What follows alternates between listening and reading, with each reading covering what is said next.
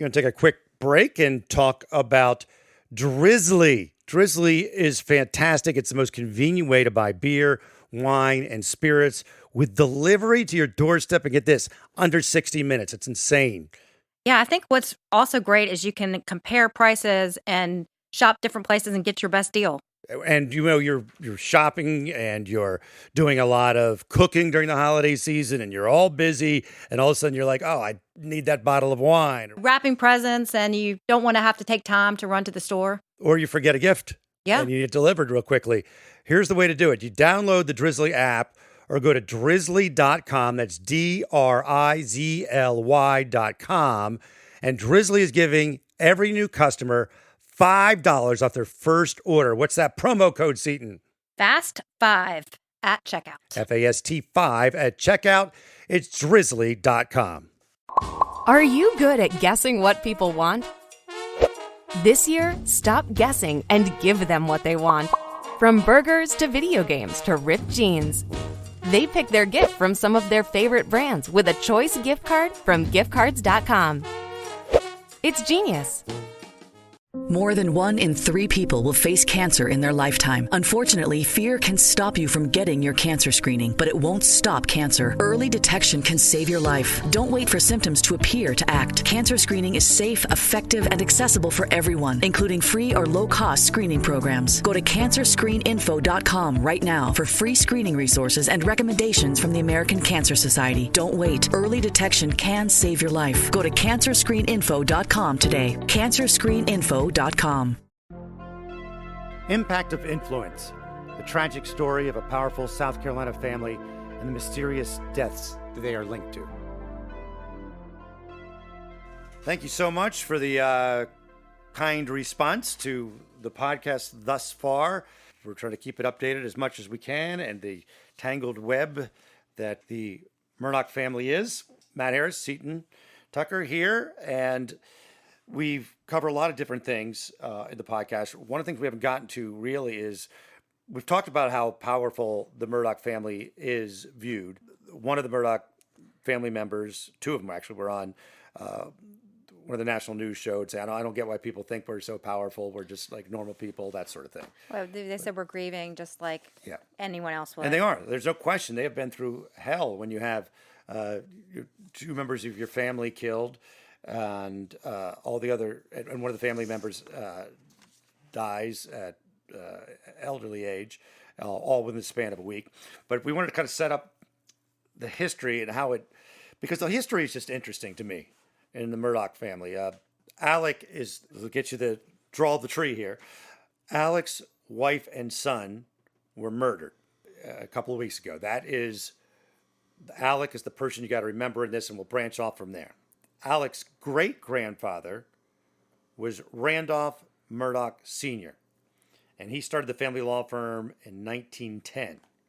We're getting from various newspaper reports from Post and Courier and Fitz News and the State paper had a really State paper, all this good stuff. Good article explaining the family history. And even the New York Post did some things. I'm pulling it all together here. So Alec's grandfather, Randolph. Let's talk about him. Family law firm starts 1910, 1920, prosecutor, right? Then the Murdaugh family holds that. Solicitor. That's an elected position. So you are a prosecutor, but he's called a solicitor. Right. That's a good point. It's different here. We hopefully listen to the John Snyder podcast. If you haven't, go back and listen to that where he explains some of this stuff. But so, he's elected, and then they hold that position from 1920 to 2005. 85 years. Not the same person, 3 different. No, that'd be a really old prosecutor, but 85 years. I mean, that's, and they wonder why people think they have power. That's unheard of, to constantly be elected. Not that there's anything unsavory about it, but it's still interesting that they were able to continually have offspring that could do the job. And what's interesting, just a side note, even more drama to it, the great-grandfather, Randolph, in 1940, a freight train plowed into his car, and he died instantly. Which after a night of playing cards. So I thought that that was interesting. He's playing little. I don't know what I don't know. He said after, I guess he was playing poker or something. They mention it for some reason. Yeah, they mention it. I don't know if it's irony or whatnot, but he gets hit by this car and dies, and it's sad. Train. Train. His car gets hit by a train, I should say.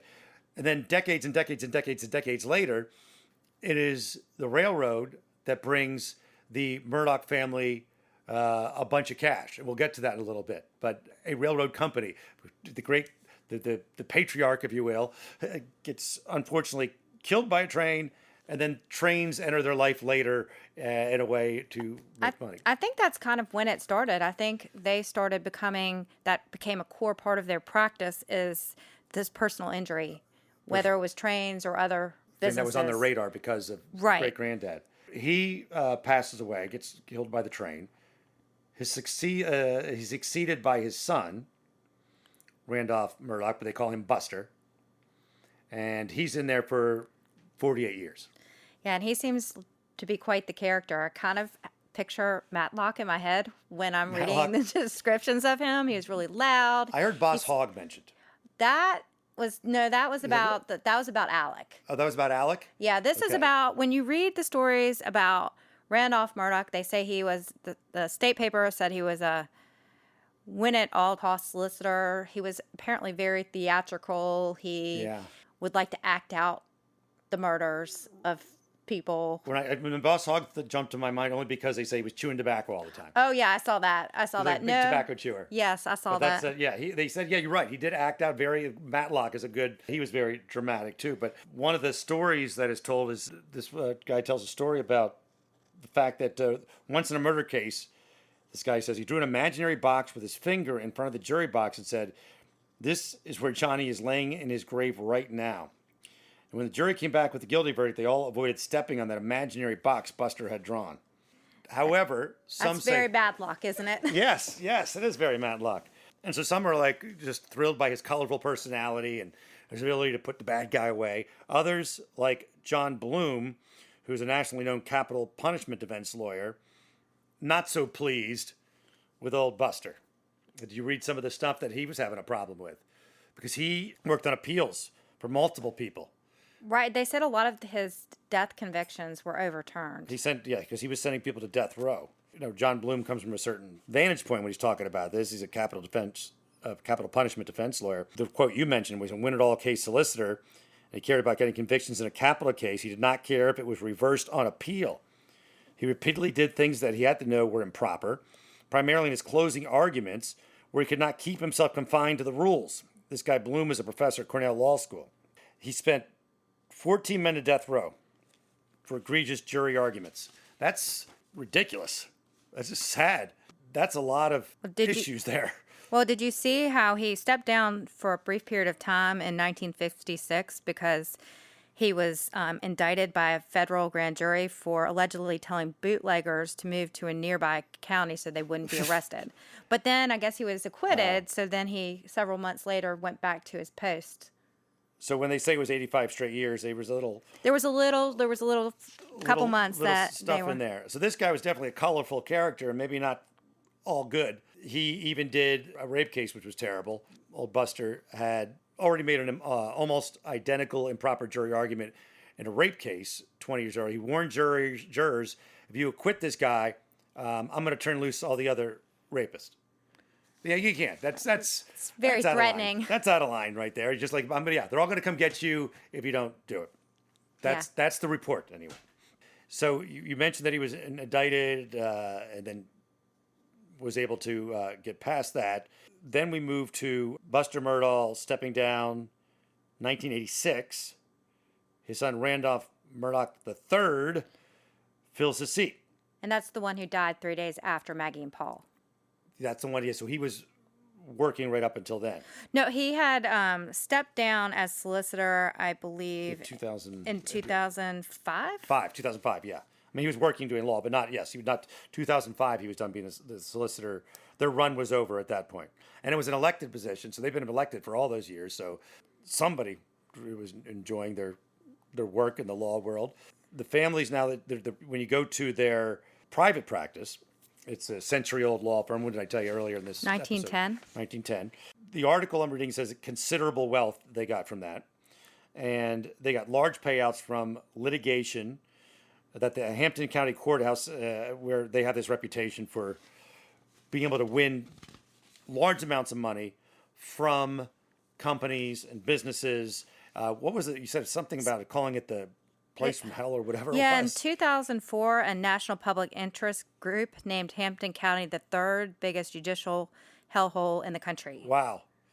So you could, and we go, this is where the railroad thing comes into play. There was a quirk in the South Carolina law for a while there that allowed people, if you have a problem with a railroad, you can go to any county in the state. So you get hurt or injured in Columbia or Charleston or wherever, you take it to that county. I think what it is, you are allowed to take, in most cases, you are allowed to take, if you're a resident of South Carolina and you're injured anywhere in any county, you're allowed to try in a county that that business operates. And there was a really good Forbes article from a while back, and it says they give an example about a company, somebody who was injured somewhere else in South Carolina, and they actually had the accident in Tennessee. They sued in Hampton County, the tire company, because they sold those tires in Hampton. Right, which is, we would think is a reach, right? Right. But not when this, because yes, here it is. It was a 2002 Forbes article. The woman rolled her GMC Safari van and filed the suit, even though General Motors is in Michigan. Ohio is where the Cooper Tire and Rubber headquarters is. And she had the accident in Tennessee, which is 350 miles from where she said. So it seems very odd.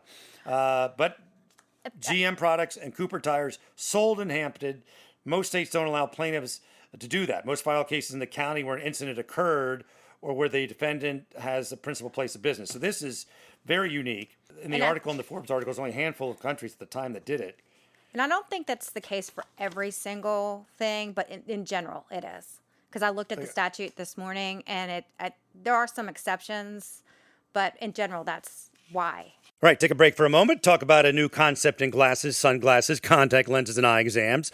I'm talking about Warby Parker. I've been using them even before they signed on with us. Love the free home try-on program. It's awesome. Yes, this is the first time I've tried Warby Parker, and you get to order 5 pairs of glasses, try them for free for 5 days, and there's no obligation to buy. They ship for free, including a prepaid return shipping label. Yes, and I took the quiz, and I found out I needed wide. They have everything from extra narrow to extra wide. Yes, and the quiz helps you, and the selection, amazing. When I show people the Warby Parker app that allows you to do a virtual try-on, they're blown away. And remember, don't let your FSA and HSA dollars go to waste. Put them to good use in Warby Parker prescription glasses, prescription sunglasses, contact lenses, and eye exams. Glasses start at $95, including prescription lenses. Warby Parker is committed to providing exceptional vision care online and in stores. Try 5 pair of glasses at home for free at warbyparker.com/Murdaugh. That's warbyparker.com/Murdaugh, Murdaugh. People like to have fun during the holidays. You know what's not fun? Returning an ugly sweater. Don't give anyone an ugly sweater this year. Give choice gift cards from giftcards.com instead, and they can pick their own sweater from some of their favorite brands. It's genius. And obviously, we have to talk about, well, why would you want to go to Hampton?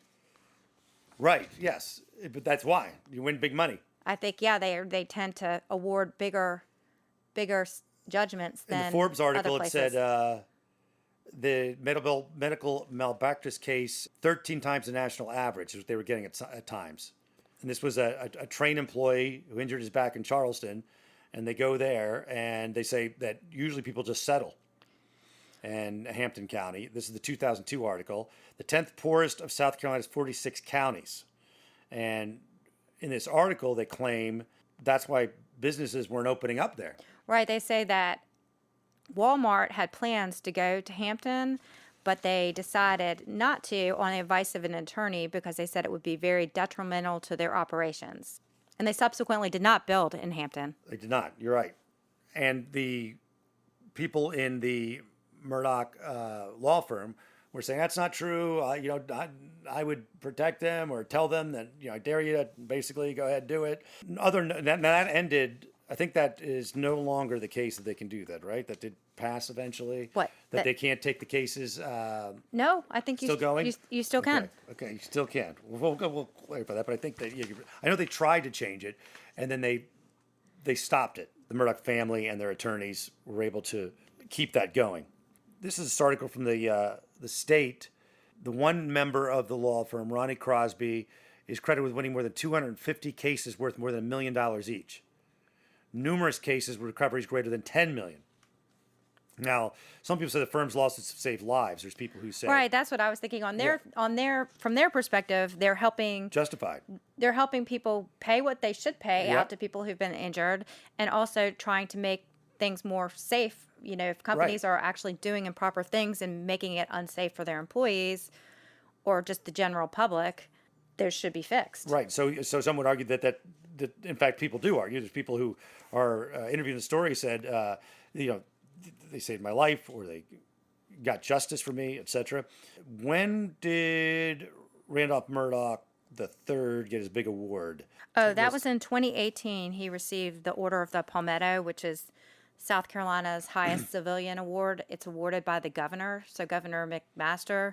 For his work as an attorney, right? I don't really know exactly why they said. I know it's you receive for some big contribution to society, or the state as a whole. So Now the Murdaughs. I don't know if it was for the private practice or if it's for. I would assume it's for his work as a solicitor. In the article in the State, it says that they have spent more than $200,000 in state and local politics in the last decade, which 10 years, that's not a ton. That's $20,000 a year if you break it down, right? Yeah, I guess they wanted to give you the whole number for Yes. impact. Because it does sound like it's huge. When you think about it, I mean, 20,000 is still because helpful. I thought it was huge until you break it down. I broke it down. If you think about it, it says in the last decade. Now, we don't know. One year might have been 20,000, and one year might have been zero. We don't know. $87,000 to political action committees. But certainly they're powerful. There's no question about that. And it even says in this State story that the quote from the article is, many people declined to comment on the story, pointing to the power and influence of the Murdaugh name. Yeah, people are afraid to talk. And they're litigators, right? I mean, it's... Well, did you see in the most recent, there was a New York Post article that came out recently, and they actually, that was where the Boss Hogg comment came. It says, Paul's daddy don't look like Boss Hogg, but that's who he is. I think... Boss Hogg was not actually... He declined to be named, but... Yes. And there was another article in there that the State had an article or a quote from a Hampton County resident who didn't want to be named that said, as a little girl, I remember Daddy saying, go to Buster Murdaugh. He'll make it disappear. It was always that good old boy system. Yeah. So you have all that going. And again... Well, and Stephen Smith's mother says she feels that she would never get justice in Hampton. Right. So there are people, there is no question, people are afraid, whether justifiably or not.